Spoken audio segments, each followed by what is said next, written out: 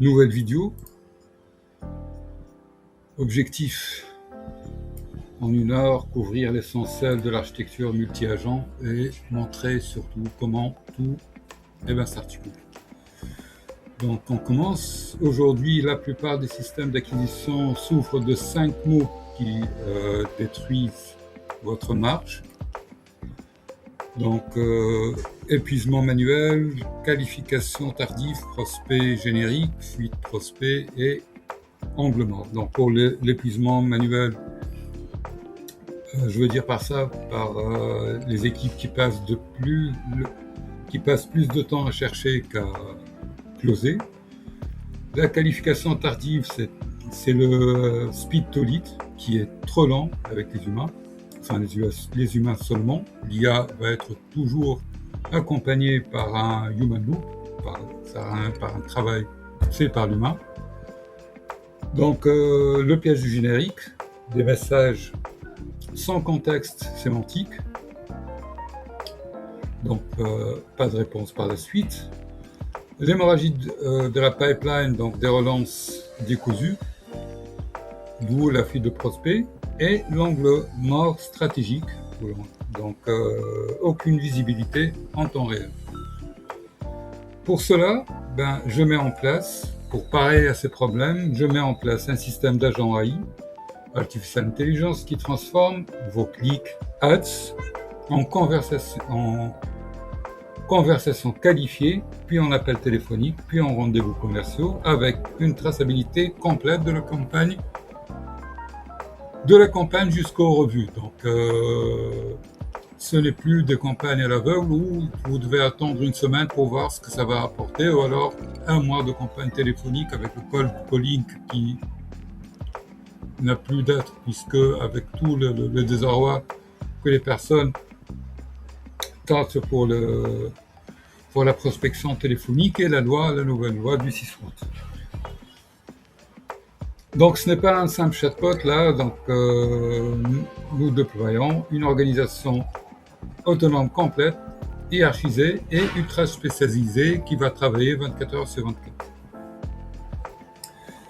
Ce qui est important, c'est que ce que je vais vous présenter là, c'est un système de conversion piloté par la voix du marché. Comme vous voyez ici, ça commence par les commentaires, et commentaires faits sur les comptes des concurrents, analyse ces commentaires et des profils par la suite qui ont fait ces commentaires, choix de langue, script vidéo, ads sur Meta, TikTok aussi, qualification, call, tout dépend. Si la personne demande un call rapide, donc ça sera avec l'IA. Si par contre la personne nous fait avoir un MQL, ça veut dire un formulaire rempli directement après, un humain qui rappelle, c'est mieux que de mettre un IA. Je l'ai testé et ça n'a pas fonctionné. L'IA ne fonctionne qu'en une bande, ça veut dire que, sauf si la personne demande à être rappelée. Et s'attend à ce qu'une IA va faire le travail par la suite. Donc c'est pour cette raison-là que ce système ne remplace pas l'équipe, il lui donne des leads qualifiés, plus chauds et plus rapidement. D'où l'objectif. L'objectif, c'est d'augmenter la productivité, pas de remplacer les humains. Donc le but de l'architecture est de créer de la traction rapide, c'est le plus important. Donc comme d'habitude, j'aide les startups à créer de la traction mesurable, qui va par la suite simplifier le passage du seed à la série A, voire série B, voire par la suite à une sortie honorable. Donc, le but de l'architecture est de créer de la traction rapide, le plus de MQL qualifiés possible, pour que par la suite, 1 ou 2 SDR arrive à closer le plus de contrats possible. Donc, objectif de cette infrastructure, c'est observer le marché, puis par la suite analyser le comportement, détecter les signaux faibles, qualifier les intentions, adapter les campagnes en contenu, améliorer automatiquement la qualité des leads et réduire surtout le CAC, le coût d'acquisition client. Donc une architecture qui fonctionne comme une organisation autonome avec une directeur spécialisé, puis des workers, des agents opérationnels, le tout avec des systèmes de validation qui mettra fin à l'hallucination et la consommation la consommation augmentée de tokens des LLM. Avec des garde-fous et surtout des boucles d'apprentissage qui vont permettre par la suite à la structure de s'améliorer au fil du temps. Donc là, le but n'est plus de générer du trafic seulement, mais de créer une machine d'attraction complète. Le workflow, je viens de vous l'expliquer. Une campagne ads, on va vers une landing page. Déjà, la campagne ads, l'angle sur lequel nous allons nous appuyer pour faire les vidéos, ça sera surtout pour capter l'intention des vidéos de 5 minutes pour le fil, de 2 minutes pour le reel, de capter l'intention. C'est le plus important aujourd'hui, la carte même, c'est d'essayer de faire le maximum pour capter les quelques minutes d'intention. Donc une campagne ads, on va avoir une landing page, un worker qui va capturer le lead. Un autre worker de scoring décide si le lead doit être appelé immédiatement. Donc si c'est le cas, un agent vocal lance le rappel de qualification avec 5 questions clés. Puis propose un créneau de rendez-vous, alors même un transfert immédiat vers un humain. D'où le CRM par la suite pour lancer la campagne, l'appel, le statut et par la suite la traçabilité sur la source revenu. Pour cela, nous analysons d'abord les conversions réelles de votre marché sur Facebook, LinkedIn, Instagram ou même Reddit, pour identifier les pain points, objections et demandes les plus rentables. Ensuite, nous lançons des campagnes ads calibrées sur ces signaux, puis nous transformons chaque clic en conversion qualifiée, rappel téléphonique, rendez-vous et revenus attribués. Donc l'offre là ne vend pas, ce n'est plus de l'automatisation comme nous faisions avant avec Make ou Anwitan. Là, nous sommes en train de relier l'intelligence marché, activation ads avec la conversion commerciale. Donc cela permet d'améliorer le CTR et la qualité des formulaires en amont, puis augmenter le speed to lead et le taux de prise de rendez-vous en aval. Donc le speed to lead, c'est l'appel qui vient après le formulaire rempli. C'est le fait de transformer le plus rapidement possible un MQL en un SQL. Donc ça fait fonctionner en 4 niveaux. Comité exécutif, CIO, CRO, CTO. Donc jamais de travail. Le CIO alloue le budget. Le CRO fixe les objectifs de rendez-vous. Le CTO, technique, donc garantit que la machine ne plante pas, tout simplement. Donc pour cela, tous les 3 existent des synthèses. Jamais de données brutes. Par la suite, il y a les directeurs. On va voir ça en détail. Là, ce sont les cerveaux qui génèrent pas le contenu final, mais donc ils génèrent pas le contenu final. Eux, ils valident les stratégies. Donc par exemple, valider que le message correspond parfaitement à notre ICP. Les sous-directeurs par la suite, ils font le pont, donc ils vont regrouper les informations et préparer le terrain aux workers, aux exécuteurs. Donc les workers, ce sont les mains, les travailleurs, la protardia. Donc chacun a une seule tâche ultra spécifique. Genre faire les commentaires, LinkedIn, Facebook, vérifier faire des vérifications seul pour l'enrichissement, pour vérifier si le numéro de téléphone est valide ou l'adresse email est bien valide. Donc, il exécute seulement. 3 piliers qui garantissent une sécurité et aussi le ROI. Donc, une gouvernance rule first, donc 0 token, une mémoire hiérarchisée. Les 4 niveaux n'ont pas accès aux mêmes mémoires, et une observabilité totale, bien sûr, concernant la traçabilité. Donc ça commence par quoi? Comme je vous ai expliqué, par le scrapping des... Là, comme je vous ai expliqué, donc le CIO ne produit rien, root et abrite uniquement, le CTO, directeur, worker, avec des sorties JSON et confidence score obligatoire. Donc ça commence par l'input tac ou 0.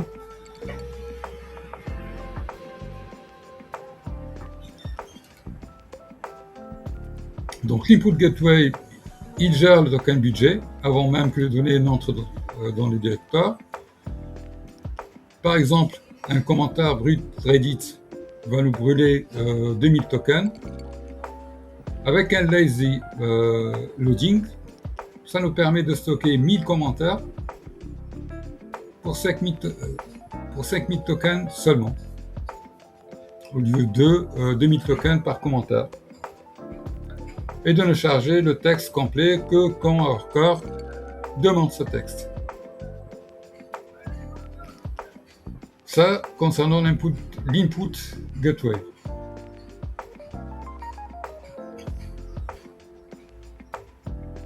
Par la suite, le Steam ID qui va être traité avec le RTK aussi.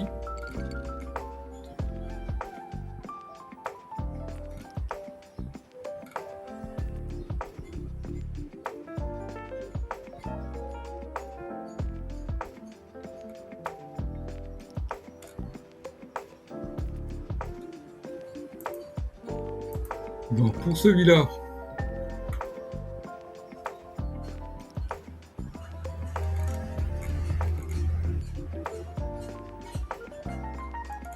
nous allons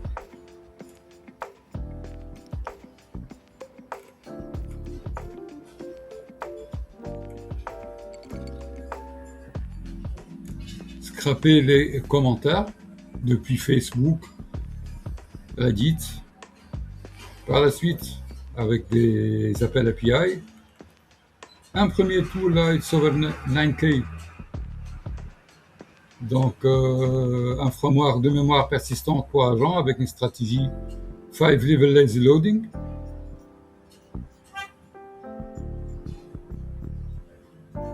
Donc, un level 1 avec 5000 tokens max, et puis level 2 from 2 to 5, paragraphe détail, full context, extended détail, and draw data, qui sera chargé seulement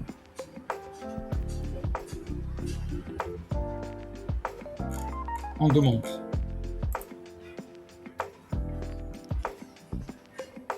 Comment cette data va être consommée? Donc, ça va alimenter déjà le directeur 1 via le sous-directeur Scrapping and Collection. On va voir ça en détail par la suite. Il faudrait mieux parler de ça avant. Donc, on commence par le filtrage et la purification. Donc, c'est pour empocher le worker de nourrir le LLM avec des données brutes. On va faire une déduplication et nettoyage. Avant qu'un commentaire arrive dans le système, on va supprimer le bruit HTML, les doublons avec le HMD5 et le contenu hors sujet. On va faire une compression sémantique avec le fameux RTK. Donc là, si un worker génère 4000 tokens de traces techniques Donc RTK, il va faire quoi? Il va transformer cette data en un JSON qui va consommer seulement 50 tokens.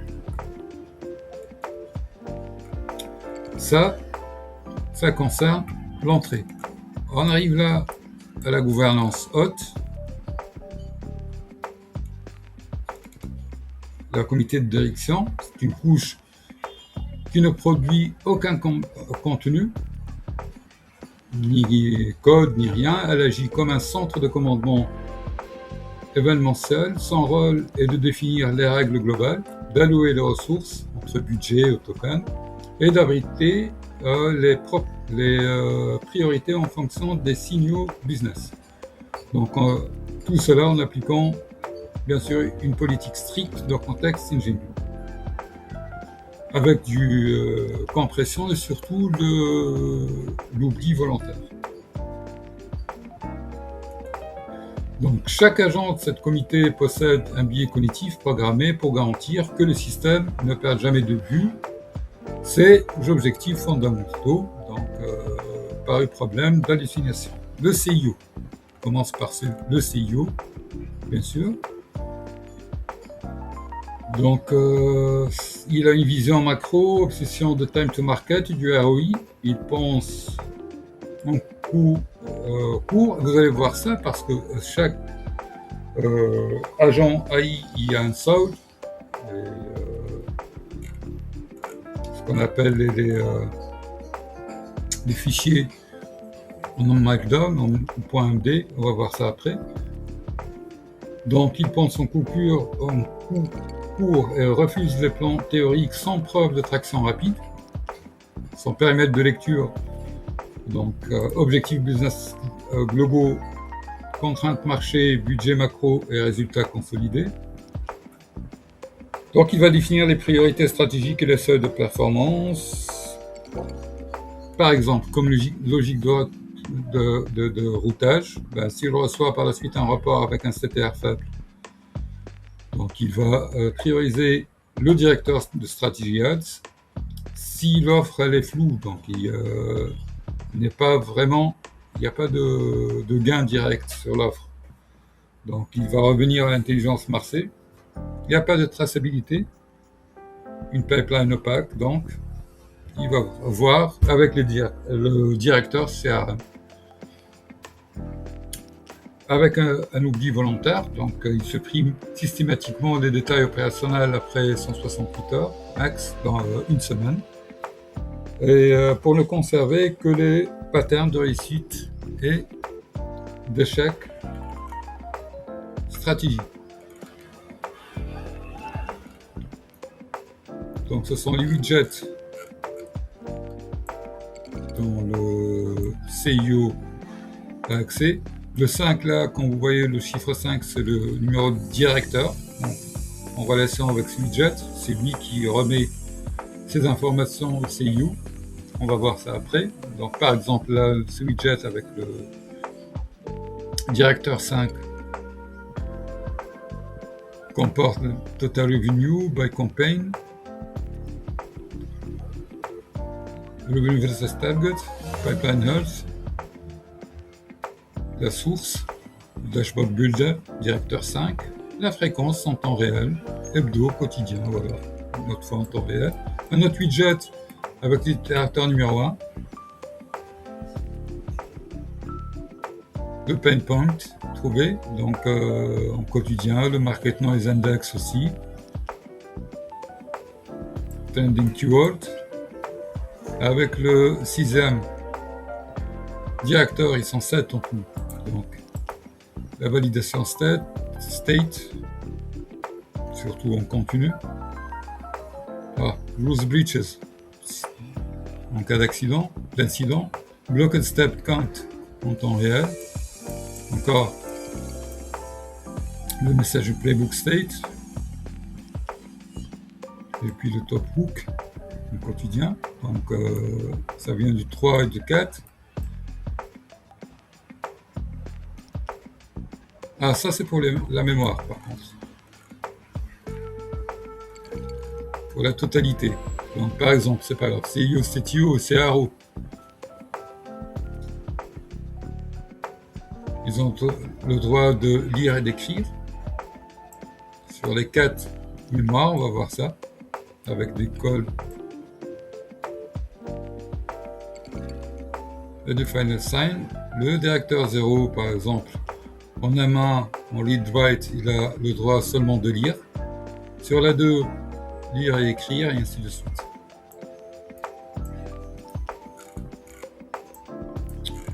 L'execution gateway, c'est bon, on voit ça. Le problème à éviter, donc, nous avons en tout 33 workers. Il faut savoir que je vais vous présenter la hiérarchie complète, puis par la suite, si jamais vous serez intéressé, il y aura bien sûr un MVP avec moins de directeurs, moins de workers, un MVP, donc une seule source ads, puis par la suite on continue le même schéma. Une seule source de commentaires aussi à scraper, puis une seule source ads qui va diminuer le nombre de directeurs, donc aussi de ceux de directeurs et de workers par la suite. Il ne restera que les 3 qui ne bougeront jamais, ce sont les CIO, le CTO, le CRO. Donc là, les 33 workers existent, mais aucun point d'entrée contrôlé pour déclencher, surveiller et gérer leur exécution. C'est ce dont nous avons parlé au tout début avec l'execution gateway. Donc, il n'y a aucune fuite d'attente. Le queue, ça veut dire quoi? Ça veut dire que les tâches seront exécutées en continu, donc il y a un risque que, par exemple, un worker qui s'occupe des ads va faire du scrapping, par exemple, aucune priorisation. Rate limiting, circuit breaker, très important. Retry et tracing distribué par la suite. Donc, comment va être exécuté l'execution gateway? Il y a un request du directeur 0, du directeur 6. Donc, il y a le gatekeeper, un job, un queue, le dispatch des missions, monitoring, et puis le collect. Et le résultat va être toujours en mémoire 4.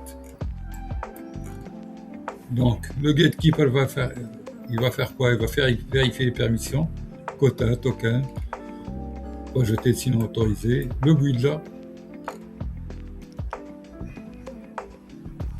en exécution de job, on dit zone, priority, retry policy, timeout et tout le reste. Priority high, normal or low. Et puis, résolution.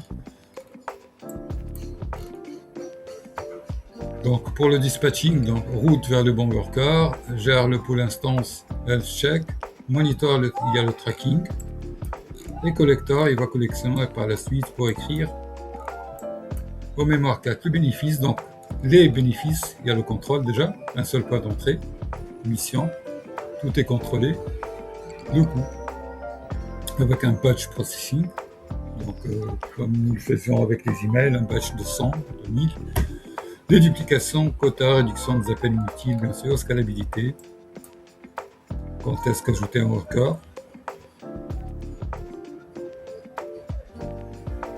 Si il demande un directeur qui demande un ajout de worker, il va l'enregistrer dans le gateway et attendre, rien d'autre, jusqu'à ce que ça va être, la mission va être attribuée. Traçabilité et puis fiabilité. Voilà, ça, concernant l'execution gateway, c'est très important pour la consommation de tokens et des appels API aussi. Très bien, ça c'est pour le CIU. Donc là, j'ai écrit un peu comme mission, analyse data client, et tout le reste. Mémoire utilisée stratégiquement ou uniquement. Il ne voit jamais le log, ce que font les workers, les conversations complètes entre directeur, sous-directeur et worker. Ça, on n'a pas à voir ça.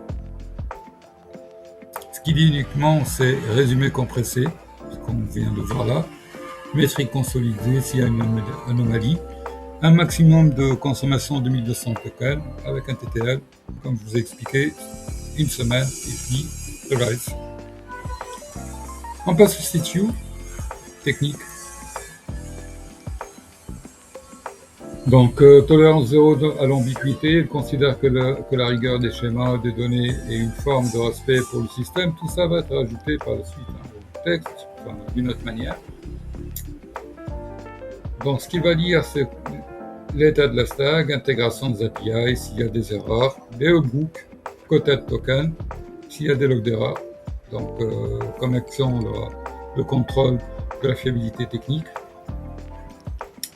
Il va checker les validations de permission, le airbag, et bien sûr, il va maintenir les garde-fous, d'où ce qu'on a vu, le circuit breaker. Aussi, il va oublier volontairement, donc il va purger les logs d'exécution après chaque 24 heures. Là, on va éviter la saturation de mémoire et ne conserve que les anomalies récurrentes.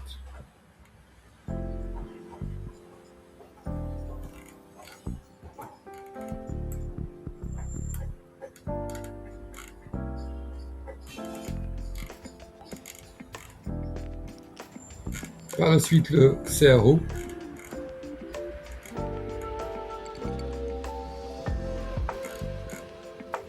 Donc, kiff. Chef revenu au fossé.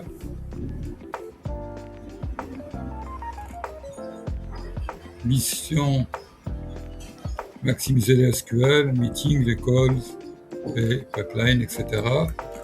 De quoi il va décider.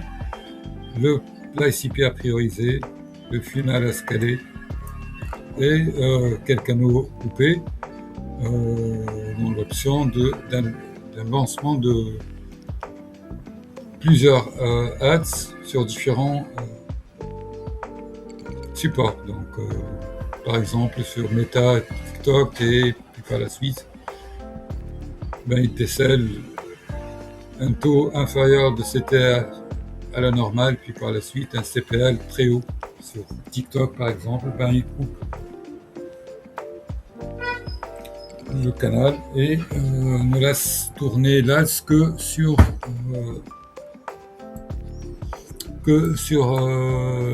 Insta. Pour le CTO, nous n'avons pas vu les widgets. Donc il y a la première widget qui vient du 6e directeur avec une governor validation state par exemple. Un deuxième widget, là il va avoir comme idée le CRM, la synchronisation avec le CRM, toujours en temps réel bien sûr, tout en temps réel s'il y a des erreurs.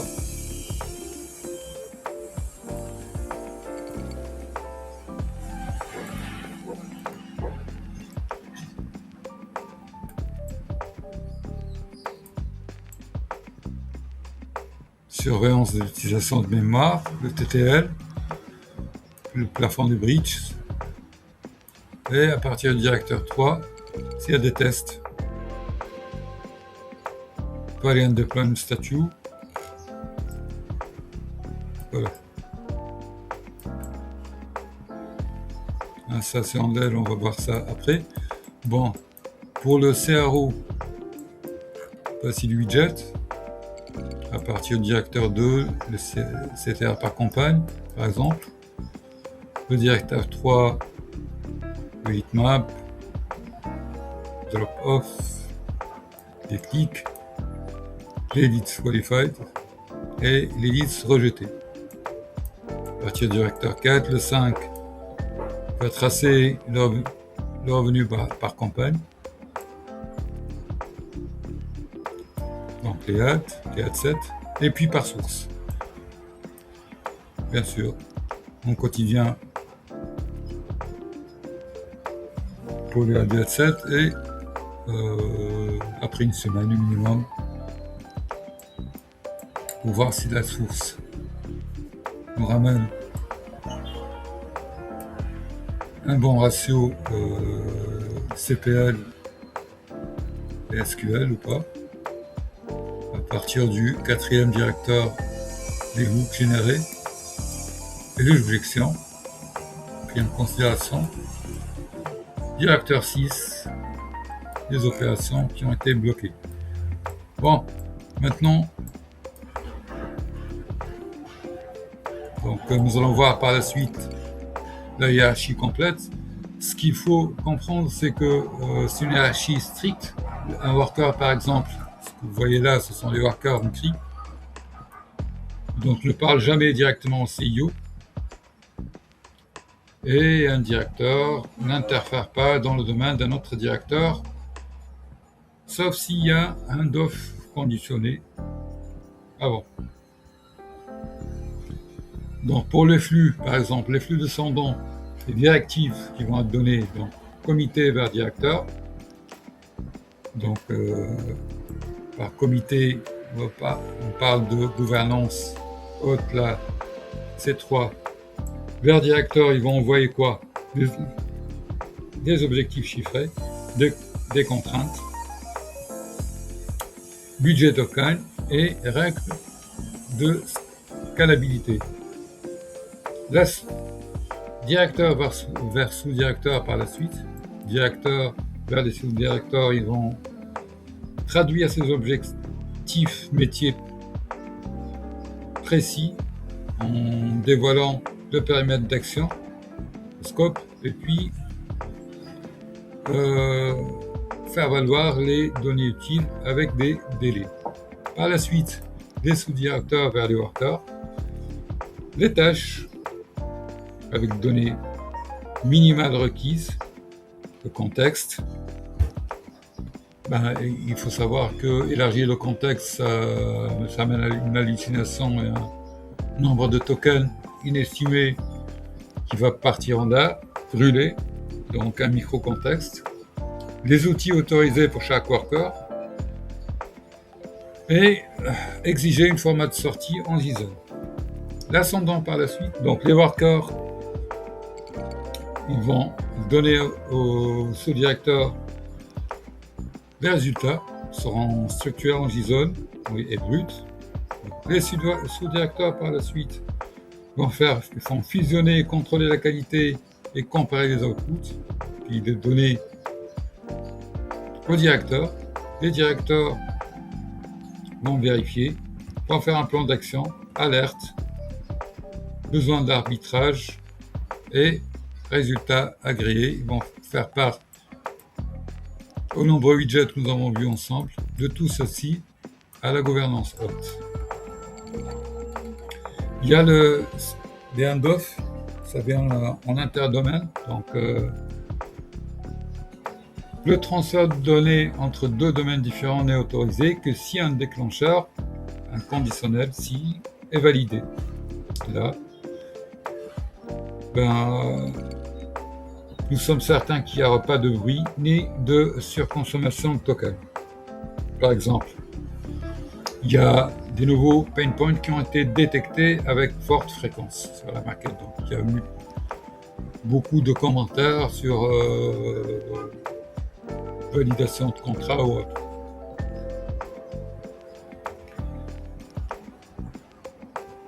Un message à l'acquisition ads avec verbatim, objection et ou recommandé.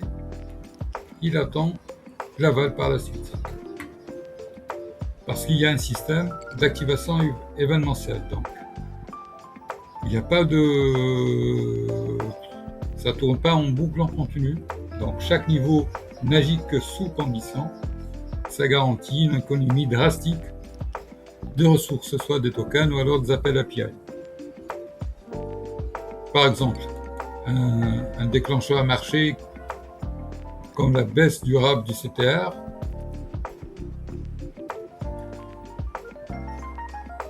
fera activer par la suite une prise de décision. Déclencheur conversion si le CTR acceptable, mais un taux de MQL très bas. Une autre action. Si on a un lead score supérieur au seuil critique. Puis par la suite, inférieur plutôt au seuil critique. Un déclencheur pour transférer vers un humain s'il y a une anomalie. L'IA n'arrive pas à cerner si le MQL peut être marqué en SQL ou même si le MQL, le ICP est validé ou pas. Grâce à une architecture aussi de 4 mémoires. On a parlé de ça dans l'intro. Donc, pour éviter l'explosion contextuelle, le système sépare strictement les types de mémoire. C'est mieux de voir ceci avant de continuer avec les hiérarchies. C'est très important. Donc, on va séparer strictement sur ce système des mémoires. Il y a celle du travail, donc une mémoire court terme. Une mémoire court terme, elle va être utilisée seulement par les workers, comme vous voyez ici. Donc pendant une tâche unique,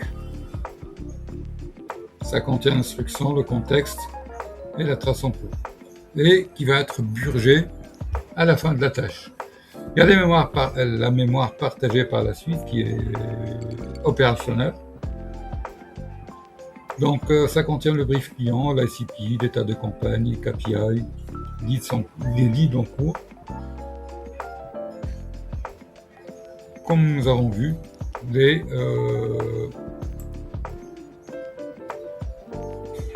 lecture-écriture avec une permission stricte, le RBAC, ce que nous avons vu ici.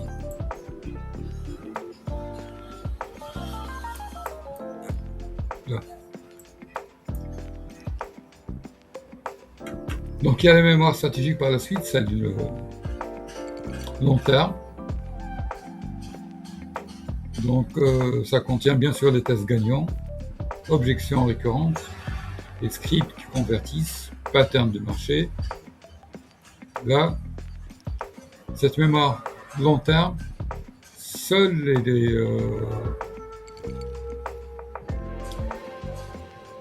la comité et les directeurs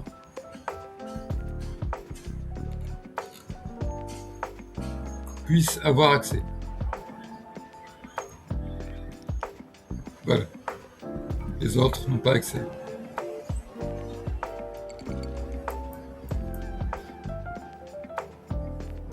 Et la mémoire personnelle par la suite, c'est la mémoire propre à chaque agent.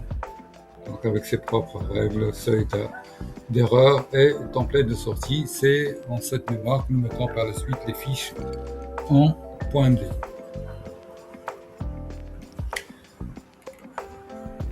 Il y a une matrice de permission par la suite. Donc chaque agent ne reçoit que le contexte strictement nécessaire à sa fonction. Un concept need to know qu'on applique généralement au contexte ingénieux. Vous savez très bien qu'aujourd'hui, il n'est plus question d'écrire un prompt, mais de définir un contexte. Exemple. Un CU, le périmètre de lecture d'un CU, c'est le revenu des segments pipeline, entière, arbitrage, stratégique par la suite. Ce qu'il va ignorer pour économiser le token, les logs, les prompts et des détails des campagnes.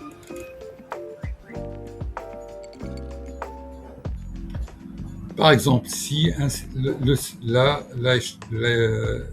cette architecture, un directeur détecte une anomalie de conversion. Ça commence par le worker.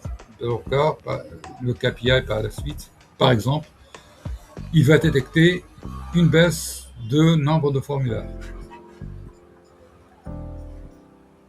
Il y a un sous-directeur analytique qui va valider.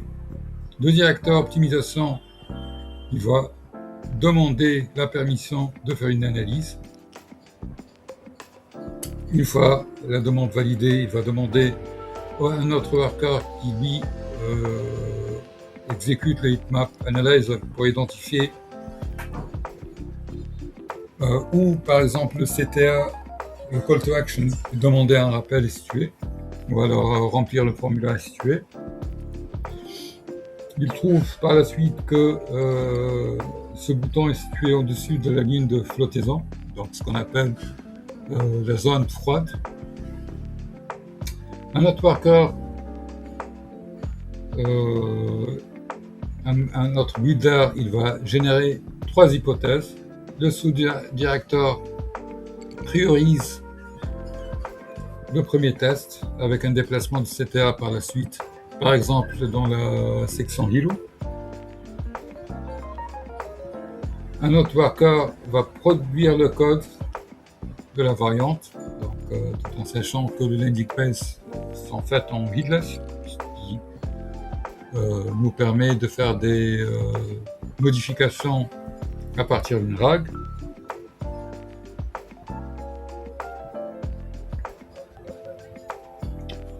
Il y a un déploiement par la suite. Bien sûr, le directeur optimisation, il va surveiller.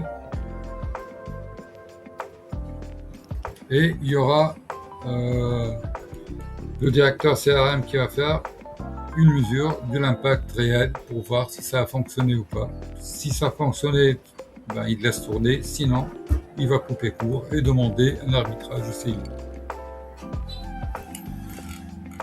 Donc, temps pour nous de voir les directeurs. Donc, la deuxième,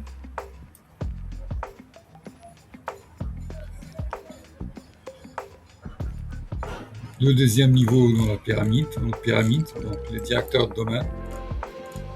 Contrat en runtime. Donc, rule first. Je vais expliquer. Un budget max, timeout, seuil de validation avec le CIT, d'accord, et des règles ICP, bien sûr, rigides. Donc là, on va voir ensemble les directeurs dans le tout premier, le voilà.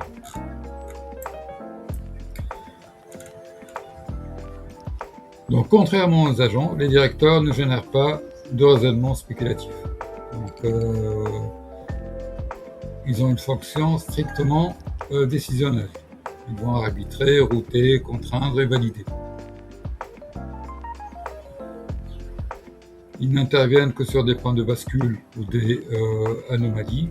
Donc, ils n'analysent que les micro-contextes stricts nécessaires à leur domaine, synthétisent des milliers de données brutes, et chaque décision vise directement une optimisation ICAC, voire une l'augmentation du revenu tout court. Comme garde-fou financier, nous avons le contexte ingénieux très important. C'est le premier mécanisme de défense du système. C'est un signal entrant, un lead ne respecte pas les critères prédéfinis. Le flux est coupé instantanément, empêchant toute consommation de token inutile. Liaison stratégique avec le comité exécutif, avec le CIO, CRO, CTO.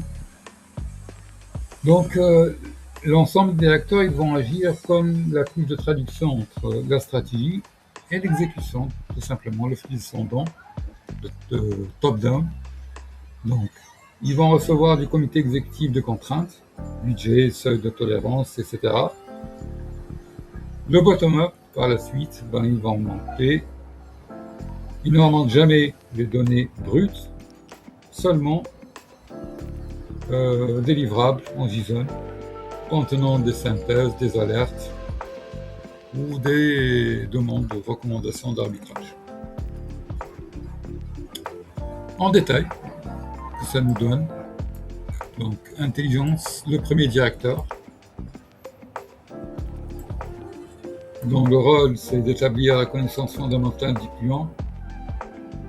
Donc il va répondre exactement à ses clients, à ses questions, quel est le domaine exact, qui sont les concurrents directs, et par la suite, quelle est la proposition de valeur réelle. Donc il va transformer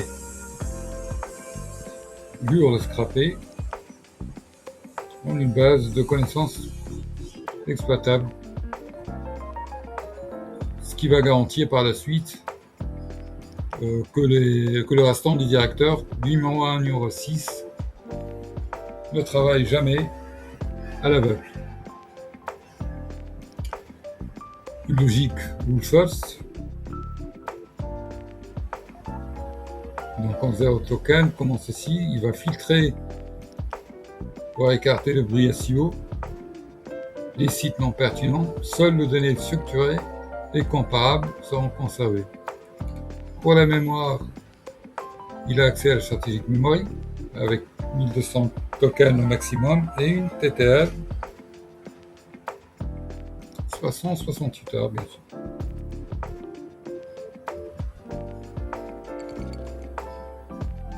Comme subordonné, directement on va voir aussi pour chaque directeur les sous-directeurs et les workers qu'il a. Donc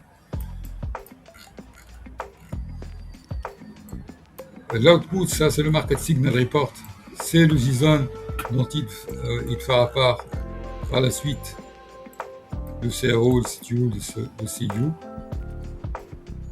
Donc ces jours-là, j'ai pris comme exemple, je vais reprendre cet exemple lors de notre vidéo qui sera spécialement faite pour le MVP, pour la génération de leads, pour un broker d'assurance. Donc là, par exemple, le client profil assurepartner.fr, assurance broker, le secteur assurance pour particuliers, product online, auto, habitation, santé, animaux, voilà, ce genre de JSON par la suite. Donc, en subordonné, il a 4 directeurs, audience mapping, c'est la cartographie de l'intention.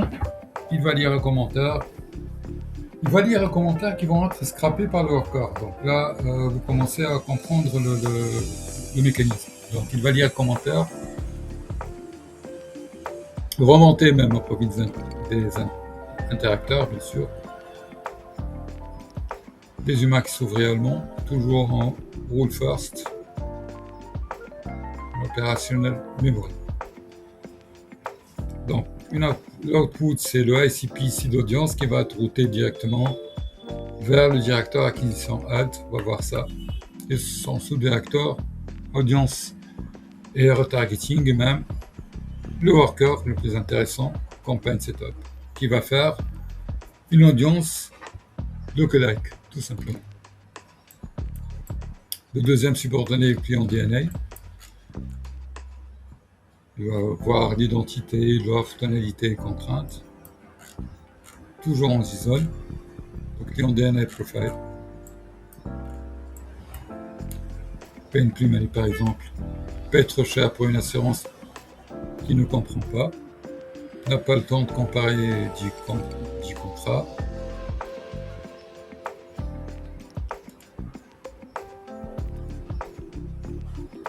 Avec des objections. Trigger event, on va voir s'il y a eu un déménagement, un renouvellement de contrat. Il va arbitrer sur l'urgence aussi. Bien sûr, on va utiliser la cloud, donc ça dépendra des commentaires faits par le profil. Et même son profil Instagram, plutôt Facebook, s'il y a eu un déménagement récent ou autre. Très lourd comme architecture, c'est pour cette raison-là que je la présente pour faire comprendre la portée de l'architecture, sinon pour le MVP, ce sera plus simple que ça. Donc le troisième, c'est le battle map, c'est Google Maps, la cartographie concurrentielle. Donc Assure Partner, Total Competitor 5, le Lynx par exemple, avec un leader graphique de 450 000 visites par mois, dont le worker va utiliser là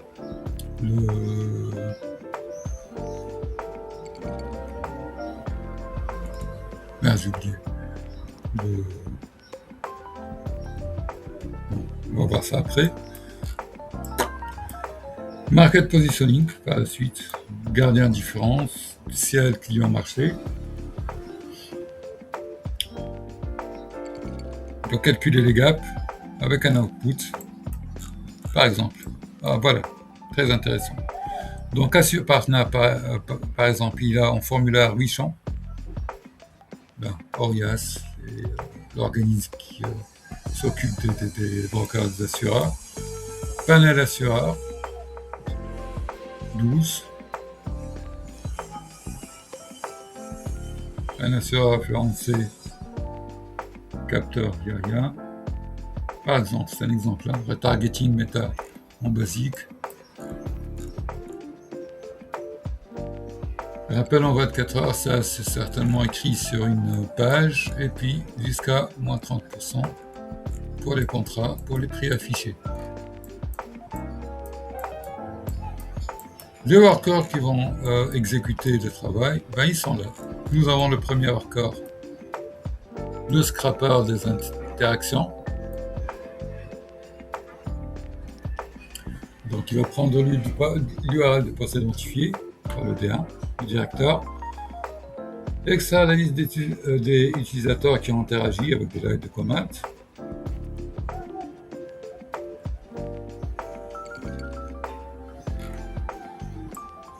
Le second, c'est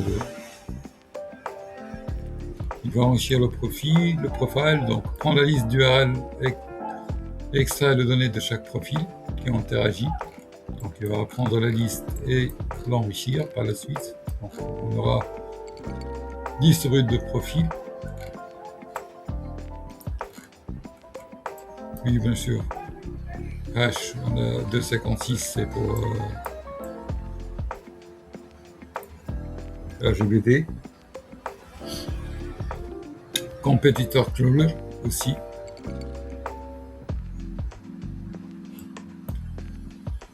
Il va faire une recherche sur la SERP, il va scraper les résultats SERP, il va faire une compétiteur intelligence, et puis il va ajouter ça à une AI compétiteur. Une AI compétiteur, tout simplement, il va interagir avec Perplexity, avec ChatGPT pour voir si, avec Copilot aussi, pour Bing, pour voir si le concurrent apparaît parmi les résultats, parmi les réponses plutôt. Et puis un output très important qui est le client intelligence dossier, Matrix. Donc avec les CIO,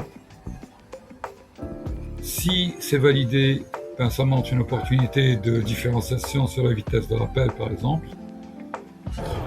Avec les CTO,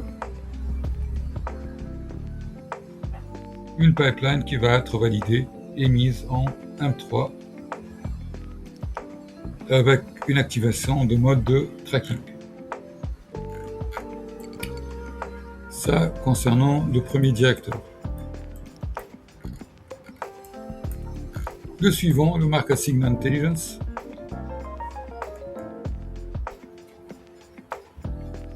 Donc il va transformer la conversion brute et dynamique depuis Reddit, LinkedIn, Forum en intelligence actionnable. Avec un rule first, comme d'habitude, avec un filtrage immédiat des sources, des duplications,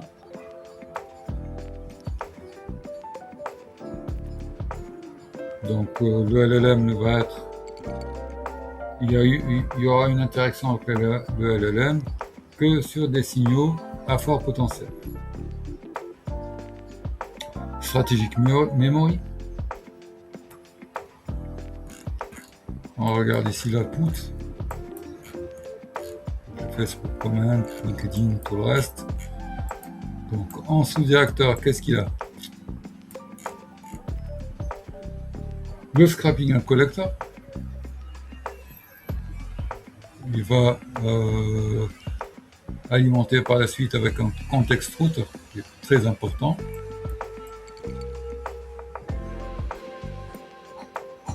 L'insight mining qui va donner le marketing d'intelligence qui va par la suite être réparti sur tous les directeurs.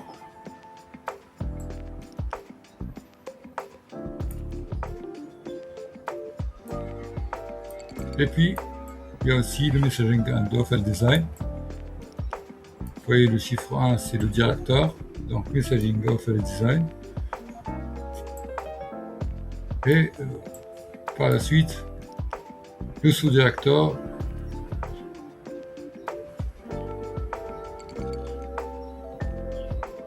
qui regarde la créativité. Aussi le Campaign Operation, la mise en place opérationnelle, bien sûr, il va s'alimenter aussi de l'output du directeur numéro 1. L'audience en retargeting aussi va être alimenté par ce même directeur.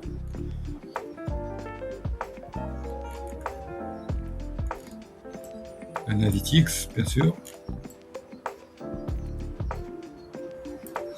Donc, on va continuer ainsi, ça sera mieux. Donc, pour les directeurs marketing d'intelligence et ses sous-directeurs, ils vont interagir avec quel worker? Avec le Reddit Scrapper, bien sûr, Facebook commentaires, LinkedIn comment, Insta et tout le reste, Scrapper. On va voir ça après.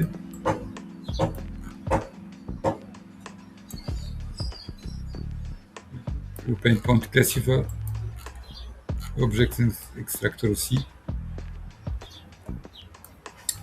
Le Verbatim, le Hook Builder, le Hook très important. Très important. Et le Stop, Scroll. Les deux métriques.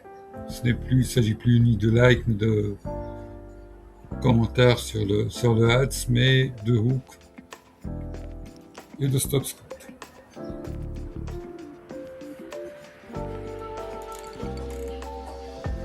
Par la suite, le deuxième directeur, Acquisition Ad.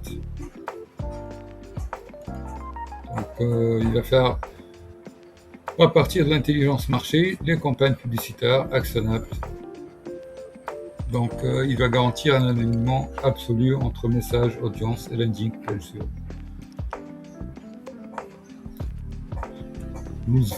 Rule first, comme d'habitude, avec une gestion de mémoire. Ces subordonnés vont être les sous-directeurs Creative Strategy, Campaign Operation, Audience and Retargeting.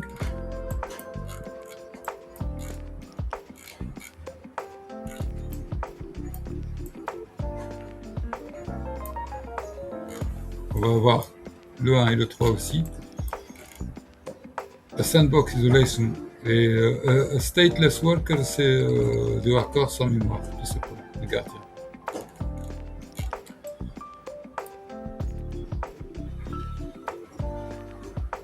Donc, en worker, il y a le Hook Generator.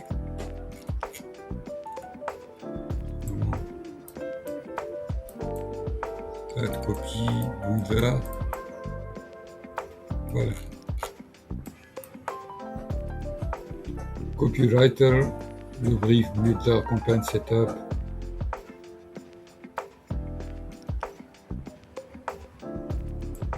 Avec un blueprint.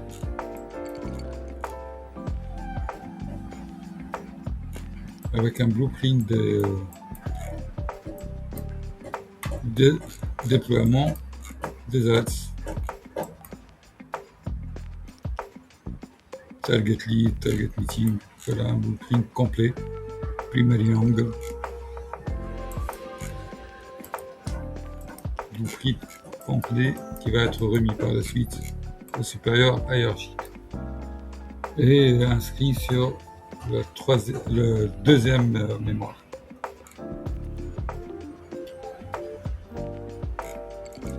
Troisième directeur, optimisation ads, bien sûr, et landing. Donc, nous allons essayer ici de maximiser la performance entre clic et action. Toujours avec une logique rule first, une gestion de mémoire minimale, subordonnée, Analytics KPI, UX, expérimentation. Voilà. Pour Worker, il y en a pas mal de KPI monitoring.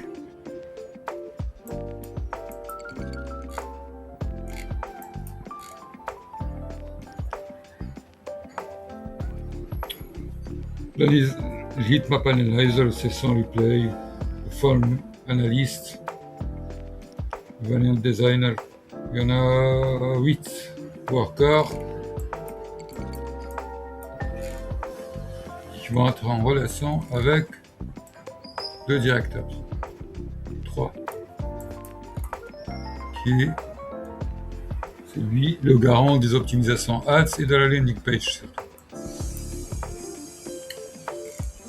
Par la suite, directeur 4 qui est le callback, qualification, s'il y a une demande.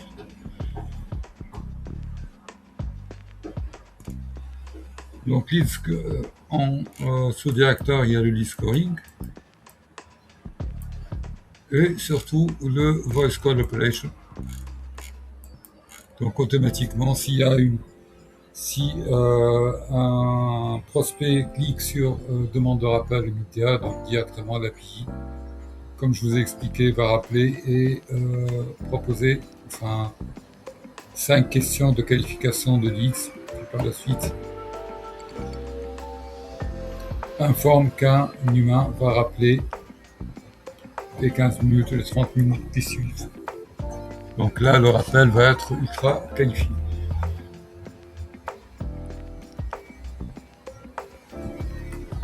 Avec les alertes critiques, bien sûr, qui vont être transférées à partir de ce directeur s'il y a, par exemple, il y a callback, donc l'API de Twilio surtout. Par exemple, s'il y a un taux d'échec de 15% ou de 20% sur les appels sortants, donc là, il y a une alerte. Et la synchronisation est d'un problème au niveau des numéros de téléphone inscrits ou alors sur le formulaire de contact ou alors rapporté par l'agent IA. 5e directeur, le CRM revenu, avec son Attribution Ledger.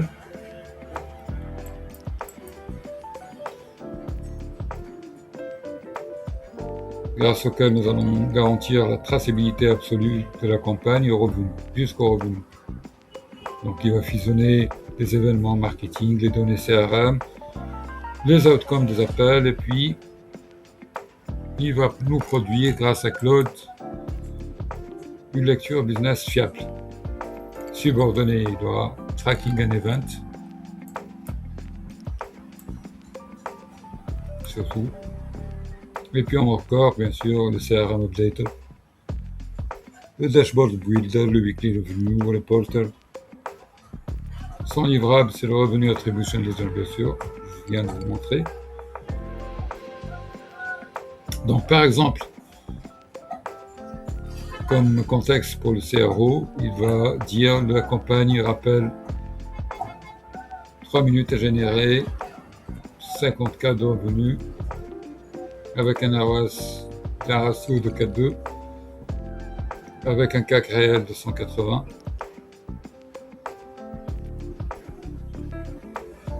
Sous l'objectif de 200 €.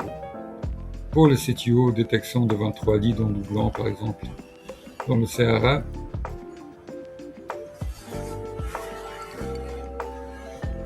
Donc il y a un script qui va être lancé qui est celui de réconciliation entre le ledger et le CRM pour voir la cause des doublons. Directeur 6. Qualité et gouvernance agentique. Gardien de la fiabilité du système multi-agent, donc il s'occupe de tout celui-là, il ne génère pas de domaine métier, il va auditer tous les outputs des autres directeurs. 14 jours pour la mémoire seulement, puis il efface tout, et avec purge immédiat des validations réussies. Il va conserver seulement pendant 14 jours l'historique des échecs et des corrections.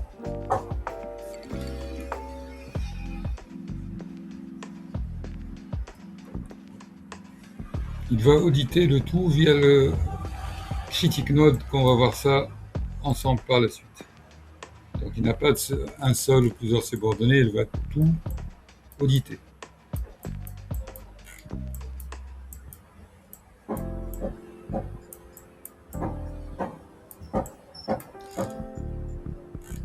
C'est notre directeur qui est la COLGIU. Ça avec l'humain, ça c'est traité avec des scripts en Python.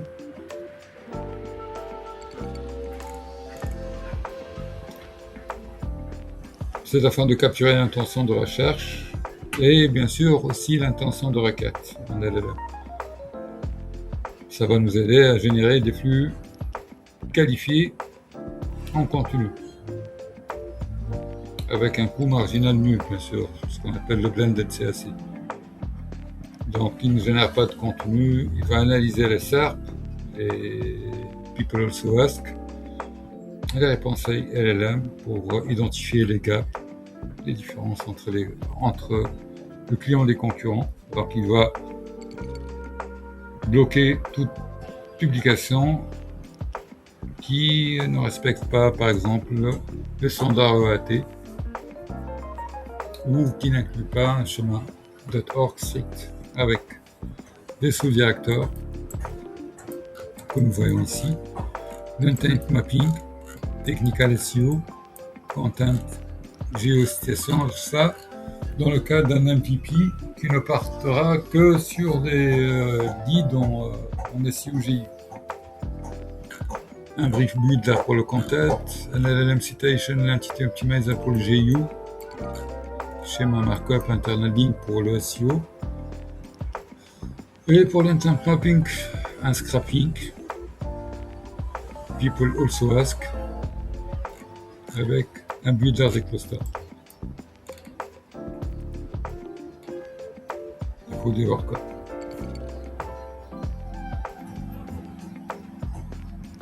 Par exemple, pour le Critic Node, là, il va appliquer le filtre EAT, dépassé du nord. Donc l'auteur a-t-il un profil lié? Les statistiques citées existent-elles dans la VIO? Et tout ça. Très important, l'execution gateway. L'execution gateway, tout simplement, on la trouve ici. C'est le seul point d'accès aux API externes du système. Donc c'est un disjoncteur intelligent qui empêche toute dérive de coût ou toute boucle infinie. Consommation non autorisée. Donc là, les problèmes résolus grâce à l'execution gateway. Donc il n'y aura pas de file d'attente ou de priorisation des tâches. Avec priorisation des tâches, on aura une normal low, on connaît tout ça. Quota journalier par acteur, circuit broker, donc arrêt automatique si un service externe échoue. Il n'y aura pas de rappel en contenu. Retry avec back-off, donc au bout de 3 échecs, demande à un humain. Traçabilité complète et contrôle budgétaire strict, bien sûr. Comment ce execution gateway fonctionne? Eh bien, il fonctionne en 4 étapes. Il y a le RBAC Gatekeeper, je vous ai expliqué, c'est tout simplement qui fait quoi exactement. Il va faire quoi? Il va vérifier les permissions des acteurs via les tokens de gouvernance. Par exemple, un worker ne peut pas appeler la PI sans un token call token, validé par le directeur 6, comme je vous ai expliqué, c'est le directeur de tous les directeurs.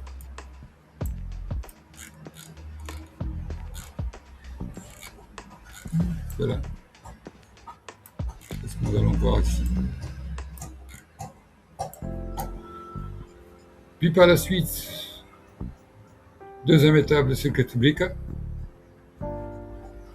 Tout simplement, il va voir combien a déjà été dépensé, donc il va vérifier le budget restant, quota journalier ou hebdomadaire, puis si le budget est dépassé, ou alors un service extérieur qui renvoie trop d'erreurs, blocage immédiat et un DOS. Token Gold. Le token Gold, il va analyser le prompt lui-même, si le contexte est bon. Pour cela, il va utiliser un tool, c'est le It's Over Name Key, pour compter le token de prompt et le contexte avant l'exécution. Donc si le budget est dépassé, rejet du job. C'est le token Gold. Il y a le coût.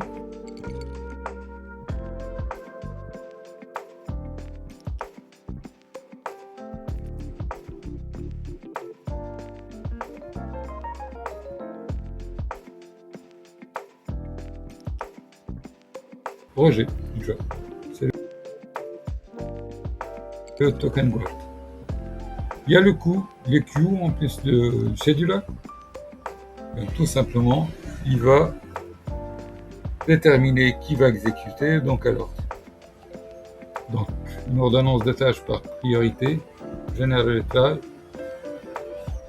et dispatch vers le pool de workers. Donc, il y aura 3 files d'attente, le high, normal et low.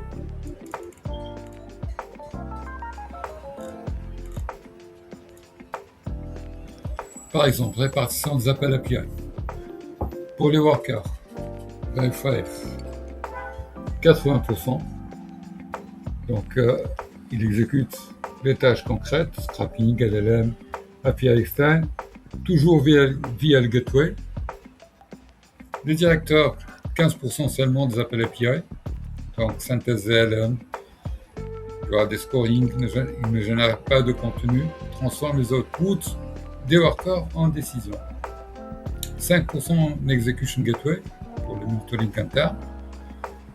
CU, CRO, CTO, le haut de la hiérarchie, 0. Ils n'ont pas appelé, faire des appels en API.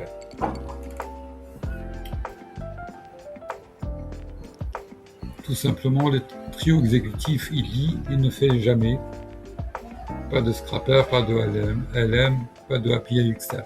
Pour le trio du haut du sommet de la pyramide. Pour la matrice permission, magnifique, le airbag. Chaque acteur, il a un scope précis, défini par des tokens de gouvernance. Par exemple, le CIO. On a vu ça sur le tableau. Read and write. En M1, en M2, jusqu'à M4.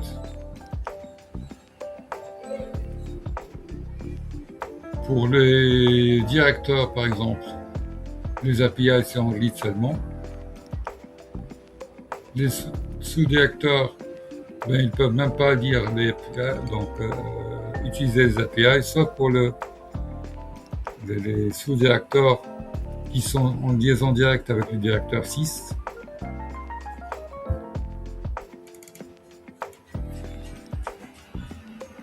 Par exemple, j'ai pris l'exemple d'un sous-directeur qui veut scraper un concurrent.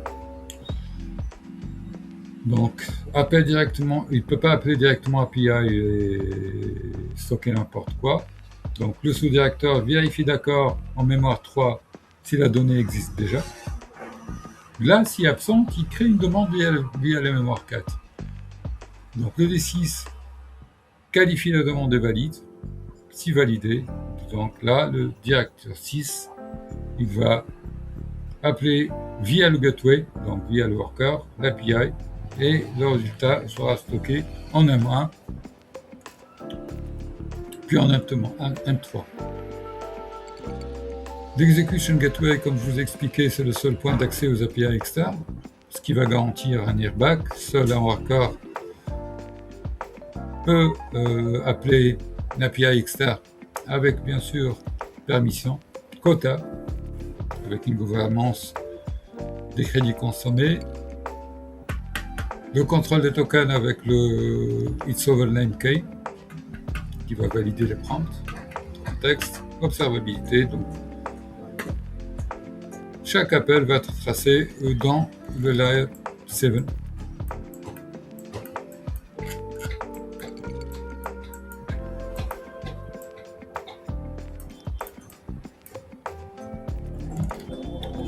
Donc le worker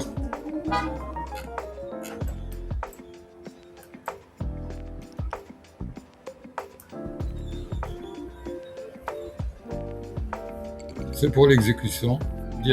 Directeur synthèse, ça nous avons vu. Execution gateway, c'est le gardien. Et le serveur stratège.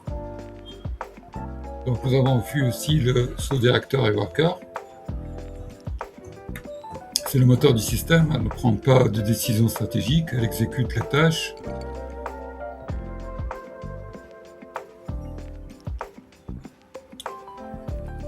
Sous la stricte surveillance du gateway, bien sûr, nous avons vu tout ça qui contrôle les quotas. Aucun worker ne part directement de worker, interdit. Tout passe par le sous-directeur qui va contrôler et remonter au directeur par la suite pour que lui-même il fait appel à notre worker.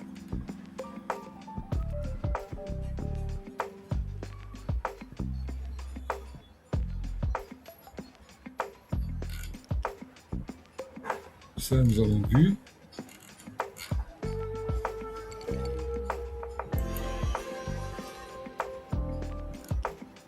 Donc, je vous ai expliqué l'execution gateway avec le RBAC qui vérifie les droits des workers, rate limit et tout le reste.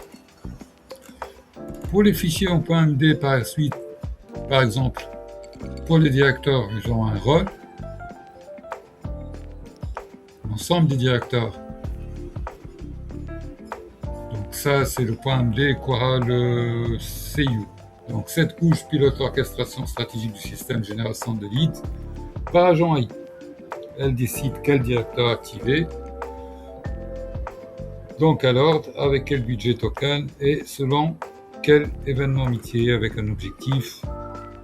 Donc le routing, le CIO ne choisit pas seulement une séquence statique, il arbitre entre les directeurs.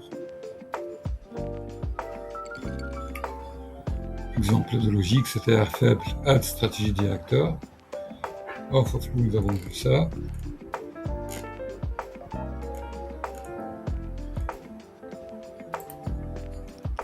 Par exemple, pour le CIO lui-même, il va avoir un identity datamd avec un rôle, description, le CIO responsable du routing stratégique. Donc le CRO aussi aura une identité responsable de la conversion du budget acquisition revenu misérable par exemple. Tu ne produis pas de contenu dans le rôle. Tu définis les cibles de revenus. Mission à partir du plan CIO des informations startup. Tu vas définir un revenu plan synthétique pour chaque segment, fixer les objectifs. Comme règle, toujours remonter jusqu'au revenu. Pour chaque objectif, définir au minimum volume cible, taux de conversion synthétique. Deadline inférieur à 30 jours, ben, tu te concentres sur le revenu plan. Le CTO,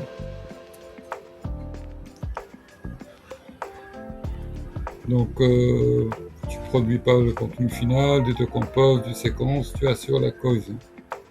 Pour chaque directeur, tu crées une tâche atomique assignable à des workers,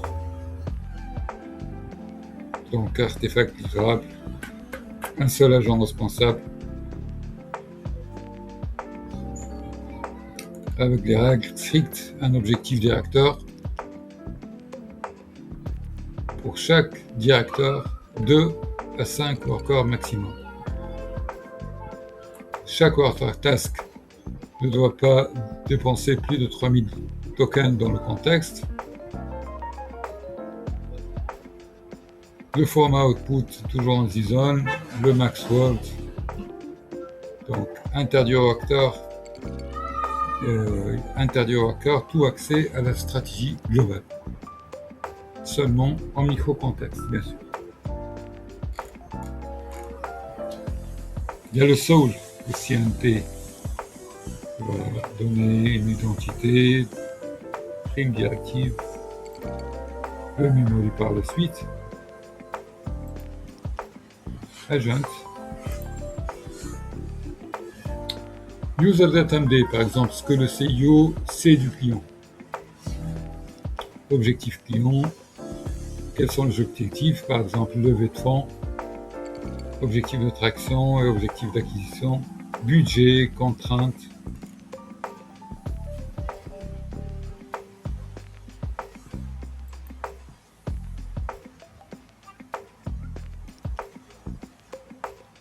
Aussi le CAO, ce qu'il sait de client. Donc il va voir le client à travers le prisme pipeline et revenu, objectif client, objectif pipeline, revenu, cycle et tout le reste. Le CTO aussi.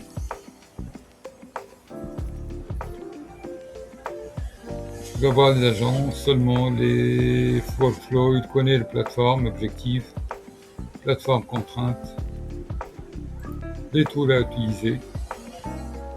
Par exemple, pour le CIO, aucun outil bas niveau, donc pas d'API externe. Fonctionne via la memory layer, la strategic memory. Il a comme agent CTO et CRO en relation, c'est tout. Les directeurs aussi.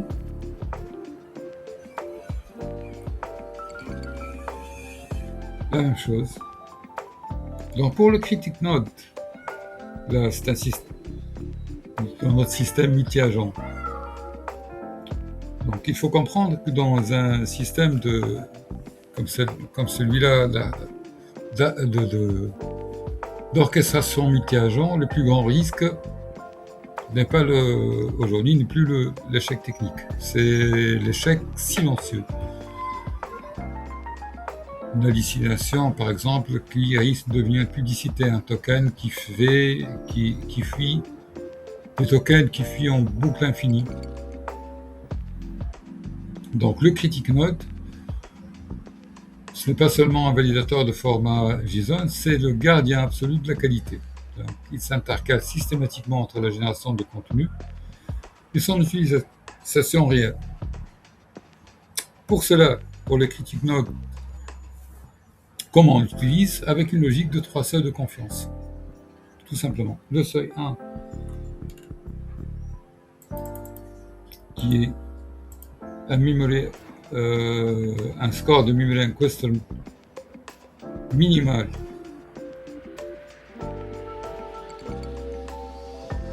ce qui va nous permettre d'avoir un signal pour stocker en mémoire M2 ou M3, sinon ça sera M4. Par exemple, on met à 0,60. Vu que le système en interne a besoin d'être curieux, ce qui va certainement accumuler des signaux faibles, qui va servir par la suite à détecter des tendances. Par exemple, un commentaire edit.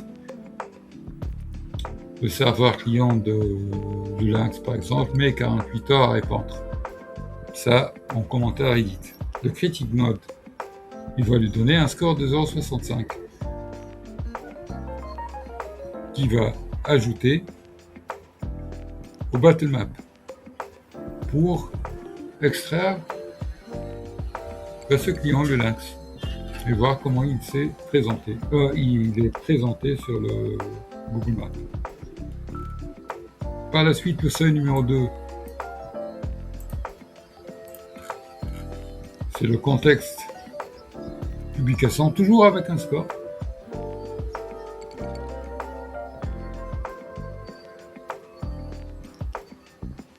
Donc,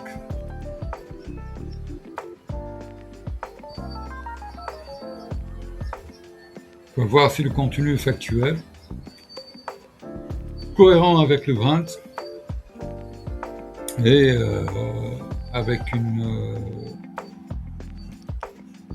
probabilité haute de conversion. Par exemple, un worker du ad copy worker. Donc, il va économiser 300 € garantie sur votre assurance. Par exemple, le critic node détecte une hallucination potentielle avec le mot garantie. qui n'est pas présent dans le client DNA. Donc le premier crawling du site du client lui-même. Donc c'est une hallucination. Il n'y a pas de garantie de 300 € sur le monosite. Donc là, le score tombe à 0,70 et le contenu sera bloqué et renvoyé directement au worker pour correction. Donc un tel contenu ne sera jamais affiché sur le landing page.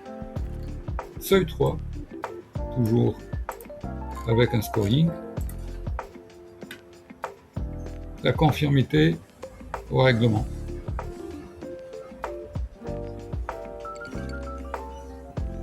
Pas de promesse financière, par exemple. Avec un score de 1, donc tolérance 0.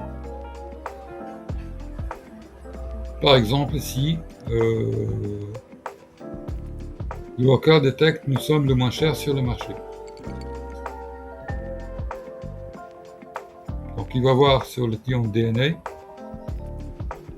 si le client atteste qu'il est le moins cher sur le marché.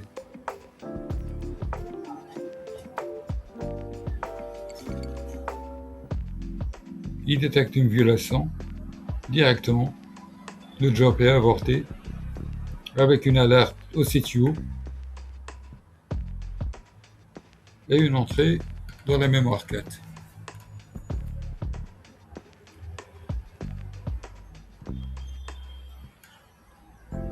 Donc le parcours d'une tâche pour comprendre un peu le critic note. Par exemple, Add Copywriter comme worker termine sa tâche et produit un JSON en output.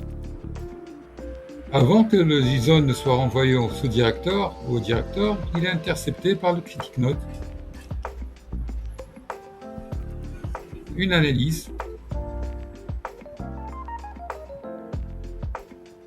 Il va voir à s'inventer avec des scores, comme je vous ai expliqué. A-t-il déjà vu ça quelque part, une duplication de contenu? Respecte-t-il le RGPD? Respecte le AT? Le coût est-il justifié? Le coût de token est-il justifié? Il va voir si c'est cohérent avec le client DNA. Ça a un sens commercial ou pas. Le texte est-il concis et percutant? Donc, le critic node compare les scores, chaque score obtenu, et puis une décision binaire. Passe, donc payload validé, bloc rejeté ou escalate si c'est mitigé comme score.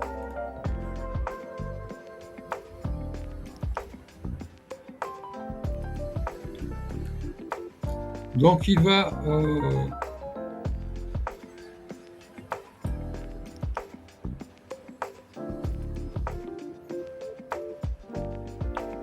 les 4 piliers pour bien fonctionner, ils vont s'interférer avec la mémoire M4 par exemple, où va être logé chaque décision critique du critic node, que ce soit pass ou bloc ou escalate.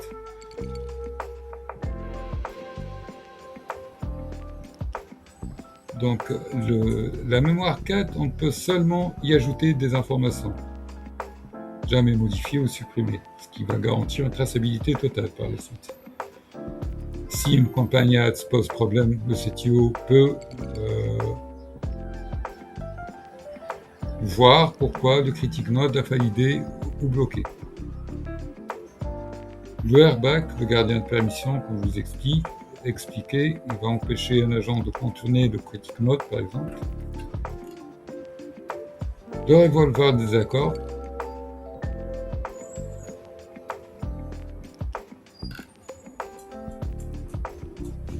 Et puis, en finale, le droit à l'erreur contrôlée. Il y a le layer 7 qui est l'observability. C'est pour regarder tout ce qui se passe dans l'usine en temps réel. Donc le CIO voit les KPI, le CRO voit les performances marketing entre CTR, CPL et CVR, et le CTO va voir la santé technique. L'observabilité, c'est pour tout voir, tout simplement. Chaque agence, chaque tâche, chaque token de pensée, on va essayer de tracer chaque dépense faite sur l'ensemble de cette hiérarchie. Donc, les trois piliers de l'observabilité, il y a le log. On va utiliser Loki pour ça. On va voir les erreurs, les événements. On va utiliser Prometheus avec Grafana pour voir combien de jobs, combien de coûts, combien de latence. Et par la suite, il y a l'OpenTelemetry pour voir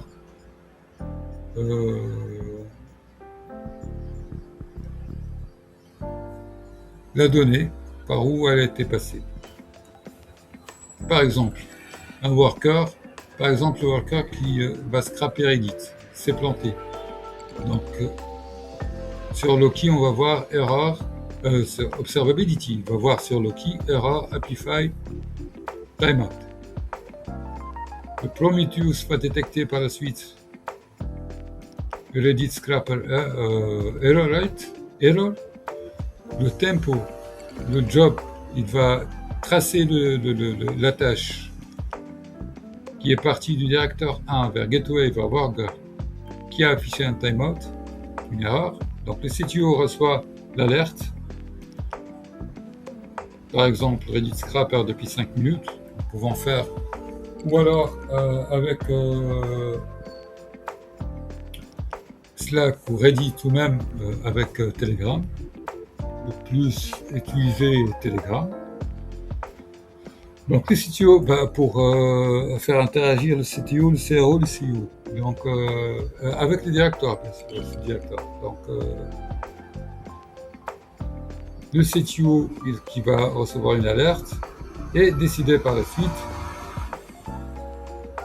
tout simplement, il va relancer le worker avec un premier retry.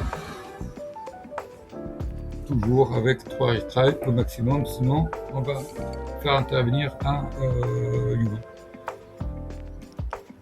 Pour le RTK par la suite, on va voir ça comme Terrafab, c'est une usine à 8 étages, donc les données brutes traversent chaque étage et ressort sous forme de rapport stratégique actionnable. Donc ça commence par là. On commence par les workers, bien sûr. L'entrée usine. Puis par la suite, il y a le patron de l'usine qui est le CEO.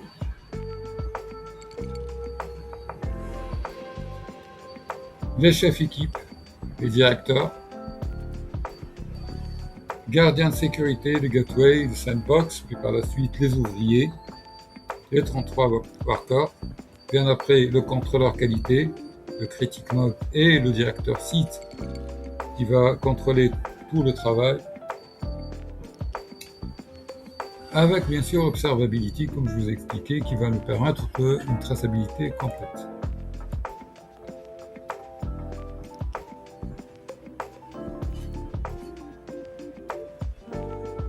Une gouvernance par la suite des coûts. Donc, ce qui va nous permettre de voir s'il y a une boucle infinie, un worker qui échoue et un directeur qui lui demande de réessayer maintes fois.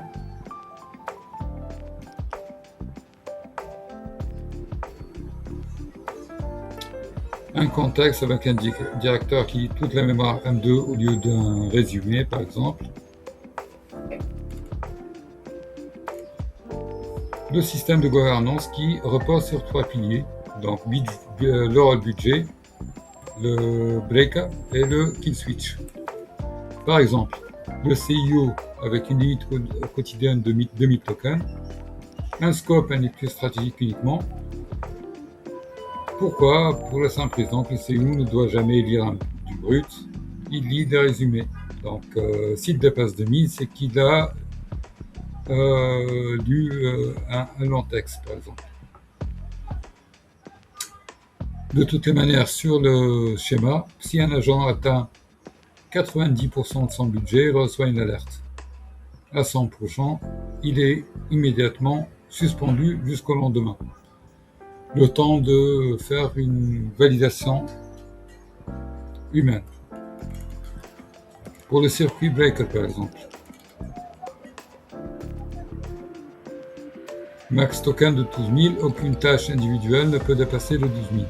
Si un worker essaie d'envoyer un prompt de 15K, nous pouvons voir ça avec le tool que je vous ai expliqué. Donc, le gateway va bloquer avant l'envoi. Le kill switch, c'est quoi? Si un document est déjà en mémoire, on ne le recharge pas.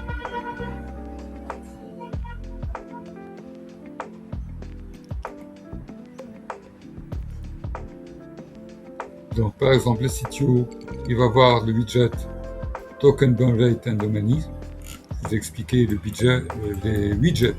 Et voici que le CRO, CTO et le CIO ont accès.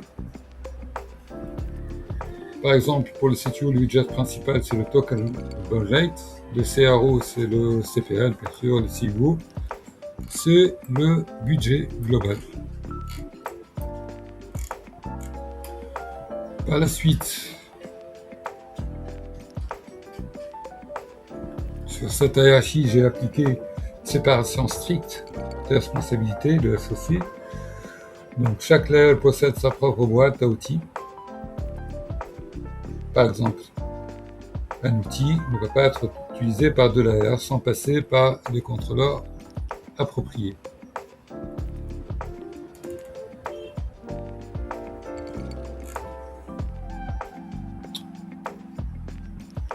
Voilà. Par exemple, un outil de layer 2 ne peut pas être utilisé par le layer 5.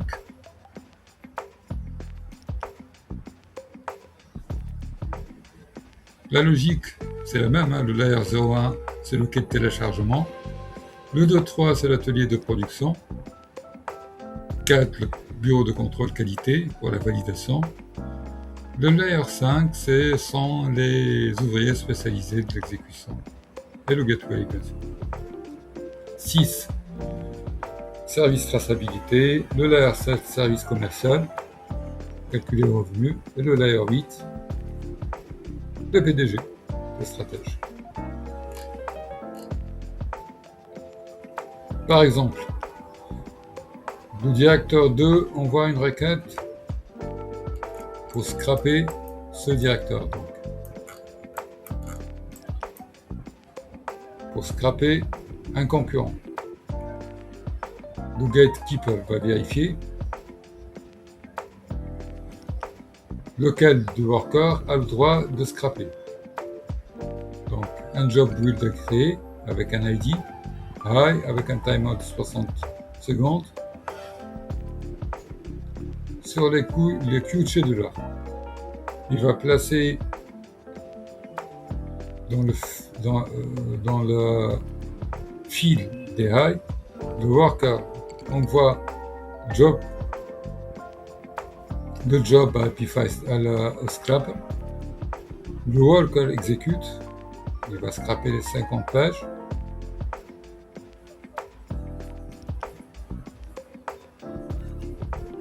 On va compter les tokens utilisés.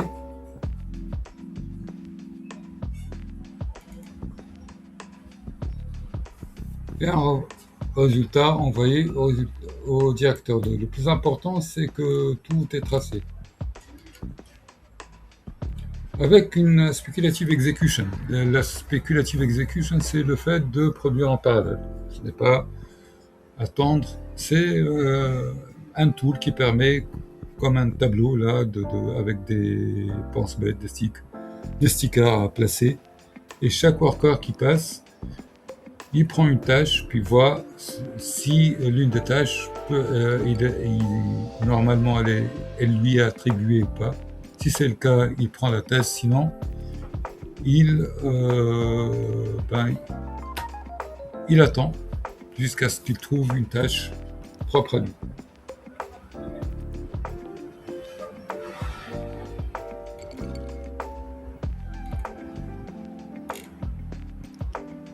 Donc, les garde-fous. Nous savons tous aujourd'hui qu'il y a n'est pas un cerveau, c'est un outil industriel. Donc, dangereux, qui doit être strictement confiné et gardé. Donc, pour cela, j'ai fait 6 lignes de défense. C'est à travers des commentaires de Reddit, je ne cache pas. J'ai fait le mix de tout ce que les autres ont fait. Donc 6 lignes de défense. Il y a le sas de décontamination avec le layer O, le RTK, avant même que le système ne réfléchisse. Le moteur Runtime Toolkit, là, c'est le RTK, nettoie, déduplique et compresse la donnée. Puis ensuite, il y a le layer 2 avec le filtre Zero Token. Tous les sous-directeurs appliquent les règles strictes de Zero Token. Donc, par exemple, un numéro de téléphone fait 10 chiffres. Ou pas. Par exemple, le score, le budget est-il épuisé? Si la réponse est non, directement, le flux est coupé. Le contextuel de la lazy loading, avec le lead sovereignty, toujours le worker, il va recevoir un résumé en JSON, bien sûr. Page budgétaire. Bon, l'execution gateway va être un goulot d'étranglement. Il va vérifier toutes les permissions des quotas et les mises en file. Mais c'est comme ça. Disjoncteur cognitif avec le kill switch automatique.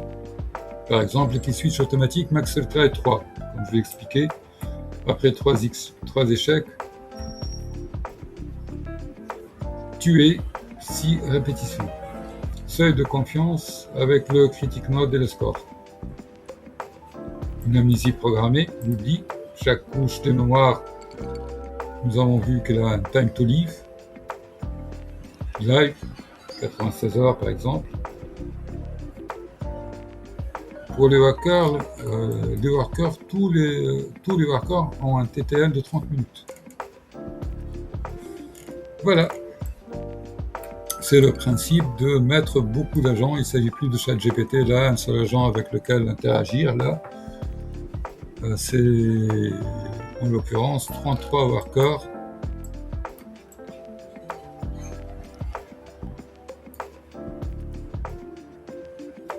Avec tous les sous-directeurs qui sont en parallèle. Donc, là, le prompt ne suffit plus en 2026. Donc, le vrai levier, c'est l'ingénierie de contexte. Sans contexte solide, l'IA reste un perroquet à mémoire de poisson rouge. C'est joli. Donc, les problèmes, contexte rot, division de l'attention, amnésie, tout le reste. Ça, c'est pour le contexte.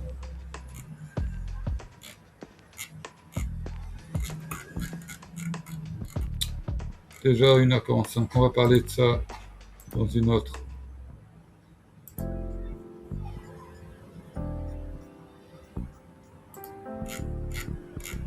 vidéo dédiée.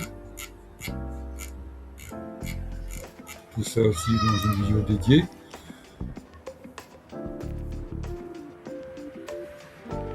Donc, comme vous avez vu, donc aujourd'hui, votre croissance est freinée par 3 goulots d'étranglement humains. Vos équipes marketing passent plus de temps à chercher ce qui marche qu'à exécuter. Les commerciaux perdent 60% de leur temps à qualifier d'élites froids ou mal informés. Vous n'avez aucune visibilité en temps réel. Donc là, j'essaie pas de vendre un outil de plus. C'est une agence virtuelle autonome que j'essaie de vous installer, pilotée par IA, qui travaille 24 heures sur 24, CH2G7, pour aligner votre message, vos ads et votre vente par la suite. Donc c'est un système qui écoute le marché afin de détecter les douleurs exactes de vos clients avant même qu'ils ne cherchent votre solution. C'est l'inception. Donc nous avons un système qui vous permettra, pas nous, donc 3 mois de mise en place du système, et puis il sera votre système, le vôtre. Donc il va identifier les objections réelles et les mots-clés émotionnels des prospects. Donc créer de campagnes, qualification instantanée par voix aussi, il y a attribution, revenu total, traçabilité. Donc pourquoi c'est différent? Ce n'est pas un chatbot, c'est une orchestration. Là, on optimale de plus de 50 agences spécialisées qui vont se contrôler mutuellement tout en gardant le contrôle stratégique. L'IA exécute ou valide les grands axes. De toutes les manières, aucune action n'est prise sans respect des règles du marque, des règles et du budget. La rentabilité, elle est immédiate. En éliminant le lead 3, bien sûr, optimisant les messages en temps réel. Je garantis personnellement une réduction du coût d'acquisition client de 50% en 90 jours max. C'est de quoi transformer les clics en conversion qualifiée, puis en rendez-vous commercial. Le tout avec une traçabilité complète. Donc là, vous ne gérez plus de campagne, vous gérez un pipeline de revenus prévisible, grâce à la traçabilité, bien sûr. Donc ça ne remplace pas une équipe, hein. Ça libère, bien sûr, votre équipe de tâches répétitives.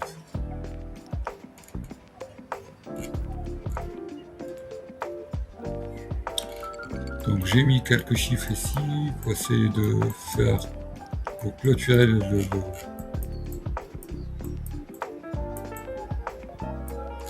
la vidéo, 1h50. Donc le roadmap ici, je commence par une détection des pain points de marché, une semaine ou deux, 3 semaines, pas le roadmap, ce que fait exactement le système. Donc pour détecter un nouveau pain point du marché, normalement une équipe humaine met 2-3 semaines, 4 heures seulement avec ce système, max. Pour lancer une nouvelle campagne, là, j'ai fait trop de dropshipping, donc je sais que c'est 7 voire 14 jours, là en 2 heures. Rappelez un lead show, le speed to lead.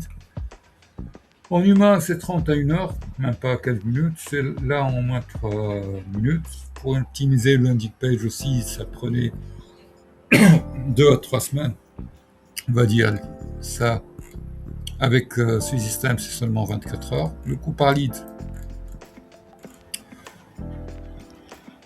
de moins sur le mois 12, mais en 9 mois, comme je vous ai expliqué, une réduction déjà de 50% en plus en 9 mois. Donc je m'occupe de tout, avec une garantie de 2000 MQL, 150 SQL, et tout dépend par la suite de la saisonnalité de conversion que vous faites par la suite, mais minimum de 50 sales, sinon il y a quelque chose qui tombe par an.